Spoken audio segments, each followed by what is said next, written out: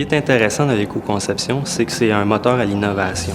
C'est que par le fait de se fixer des objectifs d'amélioration environnementale, ça nous pousse à améliorer et à trouver de nouvelles façons de faire en termes de conception de produits, à trouver des nouveaux matériaux, à trouver des nouvelles façons de fabriquer les pièces qui vont réduire l'empreinte sur l'environnement. En fait, à la question si c'est rentable, l'éco-conception, je vous dirais que oui. C'est rentable à différents niveaux. Ça permet de rallier notre équipe dans des démarches d'amélioration. On a vécu dans une culture de jetable. Tout était jetable. Donc, c'est une culture de commodité, tout est jetable, il n'y a pas de problème. Si ça brise, on va en avoir un autre.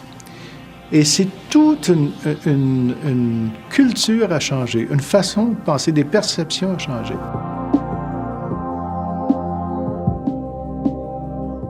Et simplement, dans une réflexion, j'ai réalisé à un certain moment donné que nos produits pouvaient avoir une deuxième vie.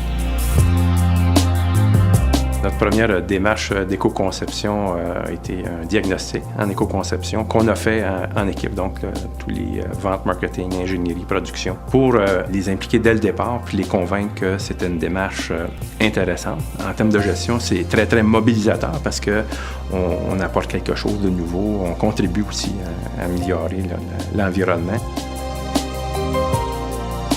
Quelqu'un qui débute et qui ne sait pas par où commencer, le premier pas à faire, c'est premièrement d'y croire. La première chose, avant d'aller plus loin.